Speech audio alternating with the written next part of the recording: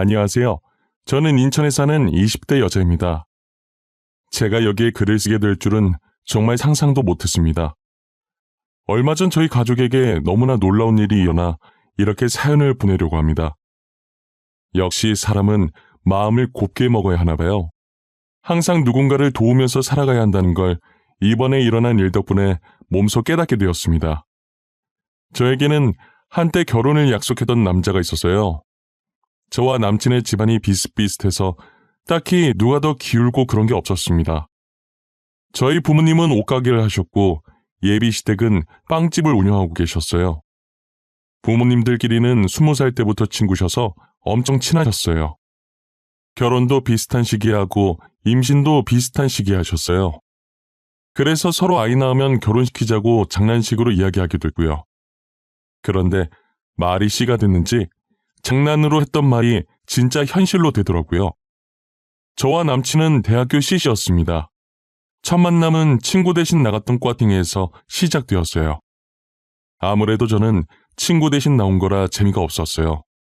뭐가 그렇게 신나는지 저 빼고 다들 웃음꽃이 피어더라고요. 그런데 그런 제게 계속 말 걸어주면서 세심하게 챙겨주는 사람이 있는 거예요. 그건 바로 제 남친이었는데요. 저는 남친의 다정한 매력에 관심이 갔어요. 이런 자리 많이 불편하시죠? 본인이 오고 싶어서 온 자리는 아닌 것 같은데. 네, 제가 친구 대신 온 거예요. 저는 그냥 빨리 집에 가고 싶네요. 조금만 더 힘내세요. 이제 어느 정도 각자 짝 찾는 것 같은데 곧 끝날 것 같아요. 저도 친구 대신 나온 거라 빨리 가고 싶네요. 정말 남친의 말이 끝나기가 무섭게 각자 마음 맞는 사람과 함께 나가더라고요. 나중에 보니 저희 둘만 덩그러니 가게에 남아 있었어요. 드디어 끝나다고 이제 나가자고 말하면서 괜히 어색하게 웃었어요. 집 가는 방향이 같아서 둘이서 나란히 가고 있었어요. 아무 말 없이 가기엔 조금 어색했는지 남친은 제게 자꾸 말을 걸더라고요. 이상한 말을 하지 않아서 싫진 않았어요. 엉뚱해 보이는 매력도 있었고요. 혹시 원래 인천 사셨어요? 보통 대학교는 전국에서 와서 지역이 다 다르더라고요. 근데 찬미 씨는 인천 사람 같았어요. 네, 저 인천 토박이에요. 어떻게 아셨지? 인천 사람도 사투리처럼 티나는 뭔가가 있어요? 아니요, 그냥 제 느낌이 그랬어요. 왠지 모르게 인천 사람일 것 같은? 그런 게 어디 있어요. 근데 바로 맞추니까 신기하긴 하다. 저런 시덥지 않은 대화를 하면서 갈림길에서 헤어졌어요. 저희의 첫 만남은 그렇게 지나갔어요. 얼마 지나지 않아 남친과의 두 번째 만남이 있었는데요. 남친과 저는 과가 달라서 겹치는 수업이 잘 없어요. 유일하게 같은 수업을 듣는 게 있었는데 그게 교양 수업이었어요. 2인 1조로 조를 만들었어야 했는데 아는 사람이 한 명도 없더라고요. 어쩌지 하면서 애꿎은 손톱만 뜯고 있었는데 갑자기 누군가 제 옆에 앉더라고요. 찬미 씨 오랜만이네요. 뒷모습 보고 긴가민가 했는데 진짜 찬미 씨였구나. 그러게요. 진짜 오랜만이네요. 수혁 씨도 이 수업 들으세요? 네. 혹시 같이 할 사람 없으면 저랑 하실래요? 제가 이 수업에 친구가 없어서요. 아는 사람이라곤 찬미 씨뿐이라. 그렇게 저희는 같은 조가 되었습니다. 처음 과제한다고 만났을 땐 조원이 2명뿐이라 데이트 같은 기분이었어요.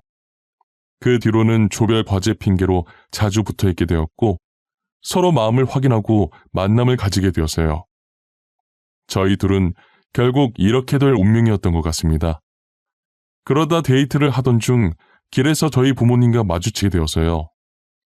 그런데 부모님께서 남친한테 아는 척을 하시더니 남친도 저희 부모님을 보고 놀라더라고요. 어머, 이게 누구야? 우리 수혁이 아니야? 얘는 갈수록 더 잘생겨지네. 뭘 먹고 이렇게 잘생긴 거야? 안녕하세요. 너무 오랜만에 뵙는 거 아니에요? 그동안 잘 지내셨죠? 못 본 사이 더 젊어지셔서요. 뭐야, 엄마가 수혁이를 어떻게 알아? 너는 우리 엄마 어떻게 알아? 원래 알던 사이야? 어머니라고? 우리 엄마랑 친구분이신데? 나는 너네 둘이 왜 같이 있는지가 더 궁금해, 이 기집애야. 둘이 뭐야? 사귀는 거야? 팔짱까지 끼고 있네? 우린 그때 서로 부모님이 친구라는 것을 알게 되었습니다. 저희의 연애도 같이 들켜버렸고요. 그리고 얼마 후 결혼 얘기까지 오가고 있던 중이었죠. 저희 부모님과 저희 시부모님은 정말 사이가 좋으셨어요. 그 일이 있기 전까지 말이에요. 저희 부모님은 여느 때처럼 옷가게 오픈 준비를 하고 계셨대요. 평소 부모님께서 봉사활동도 많이 다니시고 기부도 종종 하셨습니다. 그래서 그런지 주변에 있는 노숙자들을 보면 무시를 못하셨어요. 뭐 하나라도 더 드리고 싶어서 난리시더라고요. 저희 엄마는 따뜻한 홍차를 타서 노숙자들에게 건네주시는 걸로 하루를 시작하십니다. 노숙자들은 엄마가 준 홍차를 받아들고 고맙다고 복 받으실 거라며 인사하고 가셨대요. 엄마는 줄 수 있는 게 따뜻한 홍차밖에 드릴 게 없다며 안타까워하셨어요. 그런데 한 노숙자가 홍차를 받아가는데 이 엄동설한에 겉옷을 안 입고 있더래요. 얼굴과 몸이 바짝 얼었고 홍차를 받은 손도 사시나무 떨듯 엄청 떨고 계셨대요. 노숙자는 미안하지만 겉옷이 없다고 하나 얻을 수 없냐고 물어보셨다고 해요. 어머니는 바로 가게 안으로 들어가 진열되어 있던 패딩 중에 제일 큰 것을 꺼내서 노숙자에게 드렸다고 합니다. 아니 사장님, 이거 새 옷 아닌가요? 저는 불량품이나 안 입는 옷 아무거나 괜찮습니다. 무슨 소리세요? 따뜻한 게 제일이에요. 저 어르신 말대로 사장님이잖아요. 여기 있는 거 다 제 거예요. 이건 제가 드리는 선물이고요. 이 귀한 걸 제가 받아도 되나요? 이것도 다 돈 받고 파는 건데 너무 죄송해서 어째요? 자꾸 죄송하다고 하시네. 제가 진짜 선물로 드리고 싶어서 그래요. 제 마음이니까 그냥 받아주세요.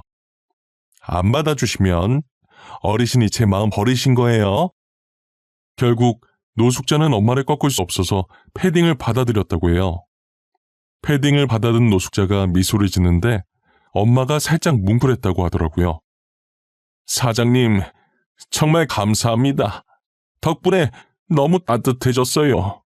진짜 너무 감사합니다. 에이, 어르신, 더 이상 고마워하지 않으셔도 된다니까요. 따뜻하게 잘 입어주시기만 하세요. 저는 그거면 됐어요. 언젠간 사장님께서 제게 베푸신 복이 다시 사장님께 돌아갈 겁니다. 그리고 며칠을 부모님 가게를 서성이면서 고맙다고 인사하셨어요. 엄마는 그런 노숙자에게 장난스럽게 계속 인사하면 옷 다시 가져갈 거라고 하시고요. 어느 날 예비 시어머니가 아침 일찍부터 부모님 가게에 놀러 가셨나 봐요. 그리고는 가게 문 열고 노숙자에게 홍차를 나눠주고 있는 엄마를 한심하게 보셨대요. 야, 너는 청승맞게 노숙자한테 홍차나 나눠주고 있냐? 그렇게 잘해준다고 다시 되돌아오는 게 있긴 해? 난 무슨 대가를 바라고 하는 게 아니거든. 그냥 같이 살아가는 사람으로서 힘을 주고 싶은 것뿐이야. 네가 그래봤자 알아주는 사람 하나도 없다. 그러다 네 살림만 거덜나는 거야. 내 살림 걱정하지 말고 네 살림이나 걱정해. 내 살림은 내가 알아서 할게. 아침부터 엄마의 신경을 박박 긁고 갔다고 해요. 예비 시어머니가 나가실 때 지갑을 카운터에 놔두고 갔다고 하더라고요. 그래서 잠시 가게를 아빠한테 맡기고 예비 시어머니 빵집으로 향하셨대요. 빵집에 도착하자마자 앙칼진 소리가 문 밖에서부터 나더래요. 예비 시어머니는 어떤 손님한테 화를 내고 계셨대요. 뭐 때문에 이렇게까지 화를 내나 싶어서 가까이 가니 손님이 가지고 있던 돈이 빵 가격보다 턱없이 부족했어요. 죄송하지만 제가 가진 돈이 이것밖에 없어요. 이거라도 어떻게 안 될까요? 아니, 돈이 없는데 여길 왜 온대? 돈이 없으면 애초에 여길 오지 말았어야지. 죄송해요. 제가 빵이 너무 먹고 싶어서요. 이러면 안 되는 걸 알지만 이 돈만큼의 빵이라도 어떻게 얻을 수 없을까요? 안 된다는 거 알면서 왜 물어봐요? 안 돼요. 절대 못 줘요. 그러니까 당장 나가세요. 끌어내기 전에 당장 나가고요. 그냥 빵 조금만 돼서 드시라고 줄 법도 한데 그걸 안 된다고 가게가 떠나가라 고래고래 소리를 지르고 있었대요. 엄마는 그런 예비 시무가 너무 한심하다고 합니다. 야, 너는 말을 그런 식으로밖에 못하니? 왜 이렇게 막말을 해대는 거야? 빵 좀 떼서 줄 수도 있잖아.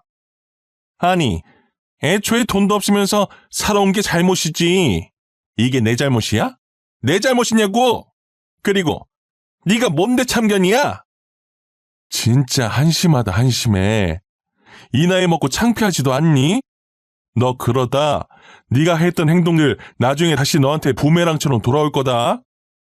엄마는 막말하는 예비 시어머니께 그렇게 살지 말라고 한마디 해주고 나왔다고 해요. 그 소동이 있고 며칠 뒤 저희 부모님 가게에 들어온 손님들이 하는 얘기를 듣고 예비 시어머니 빵집에 무슨 일이 생겼다는 걸 알게 되었습니다. 그날 예비 시어머니께서 한참 열을 내고 계실 때 뒤에 다른 손님이 한 분 계셨었나 봐요. 그 손님이 몰래 영상을 찍어서 SNS에 땡땡빵집 사장 인성이라는 제목으로 영상을 올렸더라고요. 영상은 삽시간으로 빠르게 퍼지면서 예비 시어머니의 빵집은 서서히 망가기 시작했어요. 결국 예비 시어머니는 빵집을 다른 사람에게 팔아넘기고 저희 부모님 가게 옆에 카페를 오픈하셨어요. 그런데 얼마 지나지 않아 이번엔 노숙자가 예비 시어머니 카페에 들어갔나 봐요. 예비 시어머니의 찢어지는 목소리가 저희 부모님 가게까지 다 들렸었어요.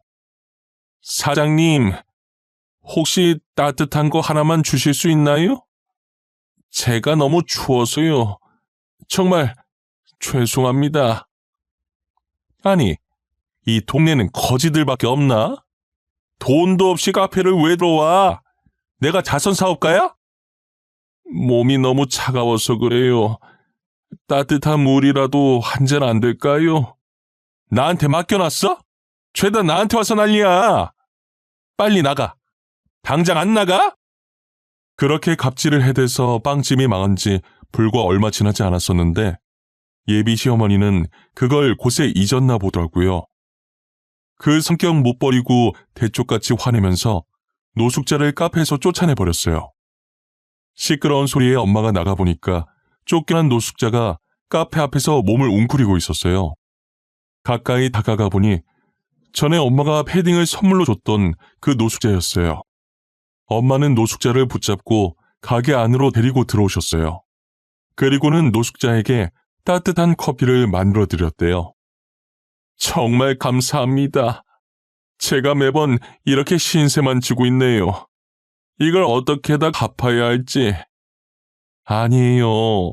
도울 수 있을 땐 서로 도와주는 게 맞죠. 불편해하지 마시고 여기서 몸 좀 녹이고 가세요. 사장님께 얼마 지나지 않아 큰 복이 들어올 거예요. 커피 잘 마셨습니다. 덕분에 몸도 따뜻해졌고요. 노숙자는 알 수 없는 말을 하시더니 의미심장한 표정으로 엄마를 한번 보시고 나가셨대요. 또다시 예비 시어머니의 갑질하는 영상이 퍼졌어요. 결국 카페도 팔아넘기게 되었습니다. 엄마는 계속되는 예비 시어머니의 갑질을 가만히 지켜보셨어요. 그러더니 나중에는 제가 결혼하면 시집살이 시킬 것 같다며 결혼 얘기는 없던 일로 하기로 했습니다. 저도 영상들을 보니 도저히 결혼은 안 되겠더라고요. 일주일이 지났을 때쯤 멀끔한 신사 한 분이 부모님 가게로 들어오셨어요. 그리고는 가만히 서서 엄마를 빤히 보시더래요. 저희 가게가 주로 여성을 주 고객으로 하는 옷가게라 남성용 옷은 없는데 혹시 선물용으로 사러 오신 건가요? 옷을 사러 온 것이 아니에요. 저는 여기 사장님을 만나러 온 것입니다. 제가 여기 사장님인데 무슨 일이시죠? 혹시 제가 실수한 거라도 있나요? 허허허, 그런 게 아닙니다. 사장님께 복을 전해주려고 왔어요. 그때 사장님께서 패딩을 선물로 주셨던 노숙자 기억하십니까? 네, 당연히 기억나죠. 최근에 못 본 것 같긴 한데 혹시 그분께 무슨 일이라도 있는 건가요? 엄마는 그때까지만 해도 노숙자한테 무슨 일이 생긴 줄 아셨대요. 최근 홍차를 나눠줄 때 그분이 안 보이셨거든요. 사장님, 제가 바로 그 노숙자입니다. 여기 제 손에 들려있는 종이 가방 속엔 사장님의 패딩이 들어있고요. 아니, 이게 무슨 로또 당첨되셨어요? 이렇게 보니 완전 딴 사람 같으세요. 사실 땡땡 가구가 제 회사입니다. 제 삶이 너무 재미없어서 살면서 안 본 게 뭐가 있지 하다가 노숙자 생활을 해본 거예요. 땡땡 가구요? 그거 엄청 유명한 회사 아닌가요? 우리 딸방에 있는 가구들도 다 거기 제품들인데. 아, 그러세요? 다른 거 필요한 거 있으면 언제든지 말씀해 주세요. 사장님께서 제게 그랬듯 저도 사장님께 선물을 드리고 싶습니다. 아유, 괜찮아요. 그런데 왜 저를 다시 찾아온 거예요? 패딩 돌려주시려고요? 패딩은 사장님께서 주신 선물인데 제가 잘 간직해야죠.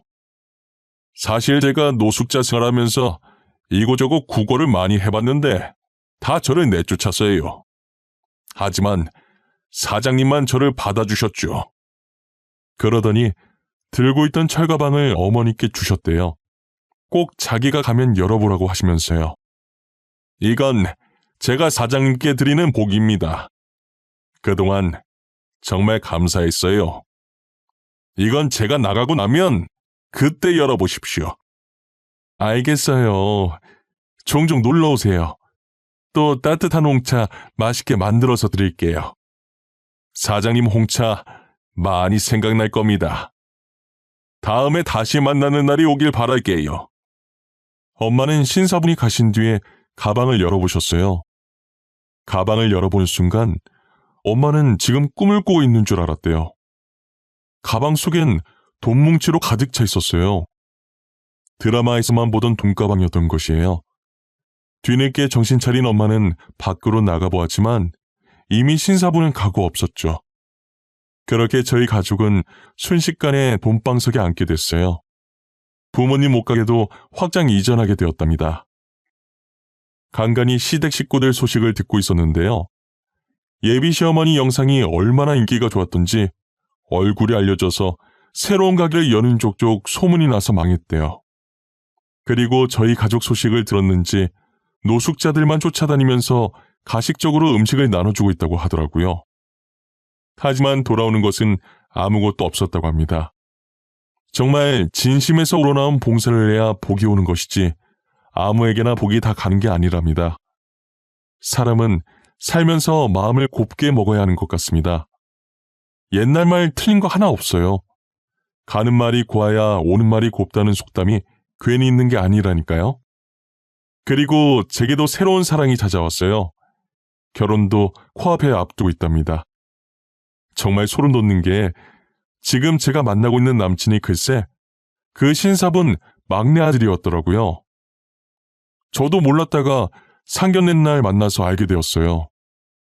저희 엄마가 음식을 대접하고 싶다고 상견례를 저희 집에서 했었어요.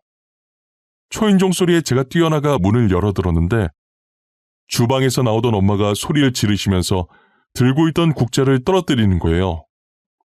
놀란 엄마의 시선이 신사분을 향해 있었어요. 하지만 신사분은 전혀 놀라지 않으시더라고요. 마치 다 알고 있었다는 듯이요. 여기서 또 반전이 있었습니다. 제가 남친과 만나게 된 게 도서관이었거든요. 평소 책을 좋아해서 도서관에 자주 가곤 했어요. 별다른 일 없으면 거의 도서관에 있다고 보면 될 정도로요. 알고 보니 남친을 그 도서관에 보낸 게 신사분, 그러니까 지금 저의 예비 시아버지였던 거예요. 엄마 가게에서 저를 몇 번 보고 마음에 들어서 일부러 자신의 막내 아들과 붙여놓은 거였어요. 이 사실을 상견례할 때 사람 좋은 미소로 아무렇지 않게 말씀해 주시는 겁니다. 저희 가족은 너무 놀라서 아무 말도 안 나왔어요. 남친은 처음에 이런 식으로 아버지가 주선하는 게 마음에 안 들었대요. 잠시 만나고 끝내자 생각했는데 의외로 저랑 잘 맞아서 계속 마음이 가더래요. 그리고 저희 부모님을 만나보니 되게 좋으신 분들이라 가족이 되면 좋겠다고 생각했대요. 이게 다 예비 시아버님의 큰 그림이셔서요. 이제껏 운명이라고 생각하며 신기했었는데 아버님의 짜여진 각본이었다고 생각하니 웃겼어요. 어떤 인연으로 만나게 되었든 지금 저희는 행복하게 결혼식 날짜만 세고 있답니다. 결혼하면 남친이랑 틈틈이 같이 봉사를 다닐까 생각하고 있어요. 여러분들도 대가를 받지 말고 순수한 마음으로 어려운 사람들을 도우며 살아보세요. 그러면 언젠간 그 선행들이 다 여러분들에게 복으로 다시 돌아가게 될 거예요. 제 이야기는 여기까지입니다. 언제나 행복하세요. 감사합니다.